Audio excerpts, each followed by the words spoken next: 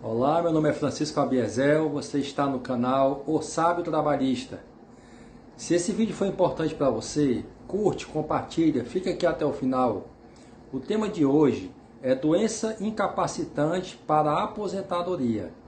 E ao final tem um bônus, tá? Nós vamos falar de um laudo perfeito para a aposentadoria. Um laudo que todo advogado gostaria de ter para ajudar o seu cliente a se aposentar. Fica aqui até o final. Se inscreve no meu canal. Então, o que é uma doença incapacitante? Bom, a doença incapacitante para o INSS é toda doença que é considerada tão grave que não permite que o trabalhador continue exercendo a sua atividade e, portanto, ele terá que se aposentar. E o INSS ele divulga nas suas instruções normativas uma lista de doenças que são consideradas graves. No final desse vídeo, você terá a descrição completa de que doenças são essas. Mas o que você precisa entender nesse momento é que a incapacidade tem que ser total e permanente. Ou seja, tem que ser um problema de saúde tão grave que a pessoa não possa exercer mais o seu ofício. Vou dar um exemplo bem fácil de você entender. Imagine um mecânico que sofre um acidente de trabalho e que fica paraplégico, com as duas pernas inválidas, sem poder mais caminhar, mas ainda tem os dois braços para exercer suas atividades. Ele poderia conseguir sua aposentadoria por invalidez? Bom, certamente a perícia iria concluir o seguinte, que o mecânico poderá ser transferido para uma função que utilize apenas os braços. Então, nesse caso, a doença, o problema de saúde que o acometeu não é total, embora seja incapacitante. No entanto, se o mecânico ficasse tetraplégico, ou seja, perdesse os movimentos inteiros do corpo, dos braços e das pernas, aí sim, nesse caso, sendo a invalidez total, a sua aposentadoria seria certa. Então, quais são os requisitos para uma pessoa acometida de uma doença incapacitante permanente ter direito a se aposentar? Bom, são três. Primeiro, ele tem que ser segurado, ou seja, ele tem que estar com suas contribuições do INSS em dia, certo? Se ele não estiver contribuindo há mais de um ano, ele perde a qualidade de segurado. Então, nesse caso, ele não conseguirá se aposentar porque não é mais segurado. O segundo requisito é que ele esteja com uma doença incapacitante. Se essa doença for uma das que consta na lista do INSS como doenças graves, ele não precisará cumprir o terceiro requisito, que é a carência. O que é a carência? É o tempo pelo qual você continua pagando o INSS sem ter direito a gozar do benefício. Isso só ocorre se a doença não estiver na lista que o INSS previamente aprova. Por exemplo, tuberculose, AIDS, problemas nos graves, paraplegia grave, como a que eu citei no item anterior. Enfim, o rol é um pouco extenso, doença de Paget, doenças de alienação mental. Por isso não é interessante que a gente fique decorando, mas que a gente saiba que elas existem. Então, cumprindo esses três requisitos, o trabalhador pode buscar um dos órgãos de atendimento da INSS, um dos postos de atendimento, e requerer diretamente a sua aposentadoria por invalidez. Espero que vocês tenham gostado do vídeo. Se você for profissional do direito e quiser aprender como apresentar um laudo que vai incapacitar totalmente o seu cliente para conseguir o benefício, preste atenção no vídeo que está na sequência, tá? Eu vou demonstrar para vocês um laudo, digamos assim, perfeito, para que o benefício seja deferido na Justiça Federal. Abraço. Olá, boa tarde a todos. Meu nome é Francisco Abiesel, você está no canal O Sábio Trabalhista. Bom, esse vídeo nós vamos mostrar como é produzido um laudo pericial para atestar um problema de doença grave para fins de aposentadoria junto ao INSS, tá? Então, nós estamos aí diante aí de um laudo produzido dentro de um processo. Eu não vou divulgar o nome das partes por questão de sigilo profissional. Bom, o histórico clínico dessa cliente foi narrado aqui pelo perito, tá? Resumindo, ela teve um AVC isquêmico, como vocês podem ver.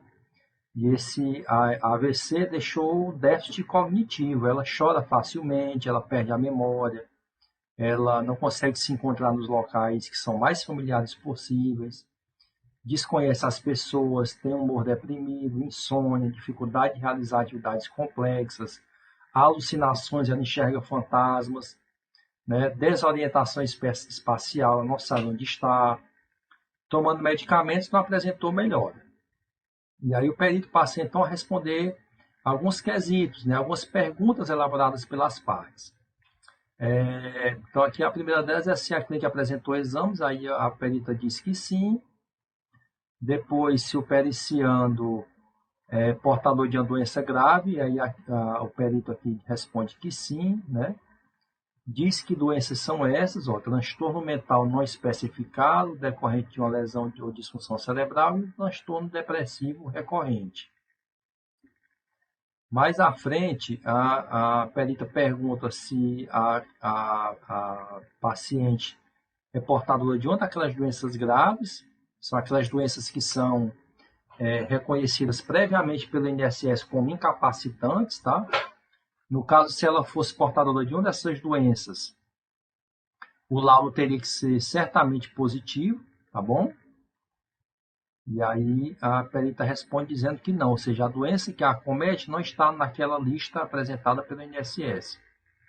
Prosseguindo, a próxima pergunta é se a doença indicada no item 2, ou seja, a doença que a perita citou, incapacita para o exercício das atividades laborativas, e a perita responde que sim, né? Ela está incapacitada para realizar suas atividades laborativas. No caso aqui, ela era costureira, tá? Ela era costureira.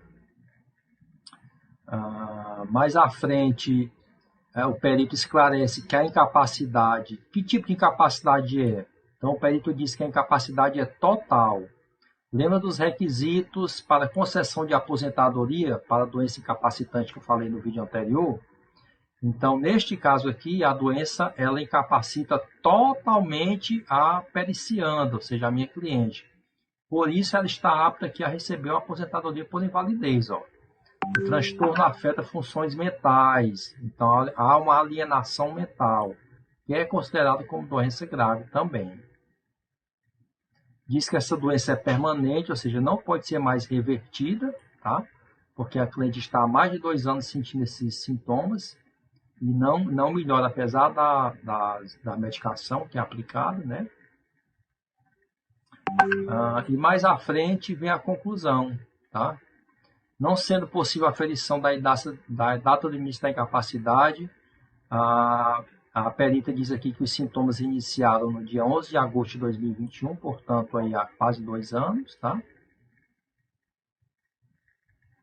É possível afirmar se a incapacidade, se existe incapacidade entre a data do indeferimento. Esse problema ele já vem de um processo anterior administrativo que foi negado pelo INSS no dia 17 de junho, e aí então, quando a cliente me procurou, nós ingressamos judicialmente e obtivemos essa análise aqui por um perito judicial que fala de todo o histórico dela anterior ao pedido do INSS, ou seja, quando ela procurou o INSS, ela já estava com sintomas da doença. Mais à frente, eu quero mostrar para vocês aqui a conclusão, tá? A conclusão da perita sobre todo o histórico, onde ela diz o seguinte: a conclusão do presente laudo pericial diverge daquelas contidas pela perícia realizada na via administrativa? Sim. Então, o perito judicial diz que o médico do INSS elaborou um laudo que não reflete a veracidade dela, que o requerimento administrativo foi negado de forma indevida. E ela diz o seguinte, para concluir tudo aquilo que foi dito acima: sim, a pericianda apresentando déficit cognitivo, crise de choro, prejuízo de memória recente, humor, os sintomas persistem mesmo com o tratamento medicamentoso, com prejuízo cognitivo para as funções laborais, e ela encerra aqui o laudo, tá? O que eu quero dizer para vocês é o seguinte, é que esse laudo é um laudo perfeito para fim de concessão da aposentadoria. Por quê? Porque ele não só narra todo o histórico da cliente, tá? Como diz categoricamente que essa doença a incapacita de forma total e permanente. Ora, se a incapacidade é total e permanente, não há como rever essa situação, não há outro caminho a não ser a concessão do benefício de aposentadoria, como foi feito, aqui nós tivemos a sentença de procedência, é um outro documento, tá? Que foi elaborado pelo juiz, o INSS foi intimado, depois fez uma proposta de acordo e a cliente já está aposentada, aguardando só o recebimento dos retroativos.